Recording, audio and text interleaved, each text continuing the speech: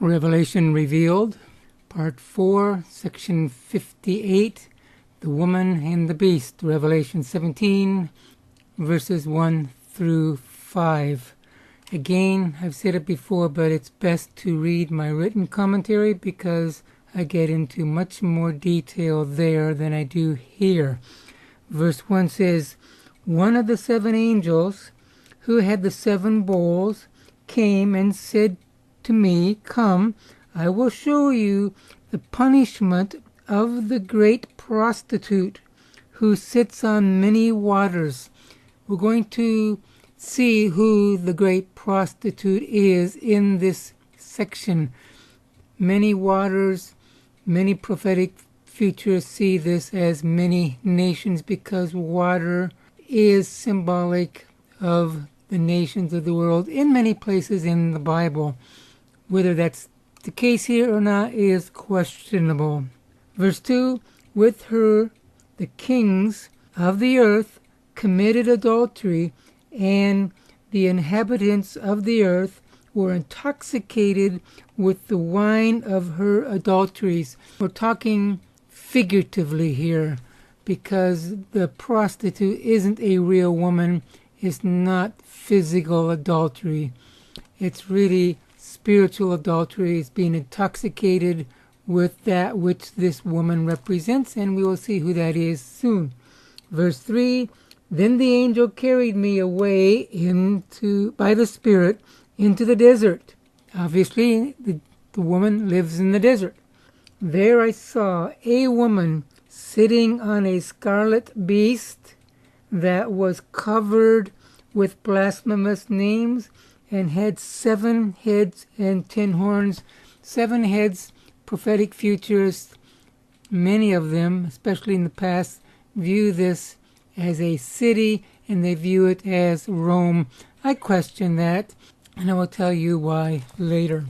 4, "The woman was dressed in purple and scarlet and was glittering with gold, precious stones, and pearls." That's how prostitutes dressed in the day in which John lived. "She had a golden cup in her hand filled with abominable things and the filth of her adulteries." Verse 5, "This is the title that was written on her forehead." Prostitutes a lot of times had a name written on their foreheads in John's day. This is the title, according to the NIV anyways. "Mystery Babylon the Great, the mother of prostitutes and of the abomination of the earth." Now, this title is a lengthy title, and it is debatable whether this title is the real title. From my understanding of the Greek, this is what I believe the title should be: Mystery Babylon the Great. That's it. The rest is modifying Mystery Babylon the Great. And that is, Mystery Babylon the Great is the mother of all prostitutes and of the abominations of the earth.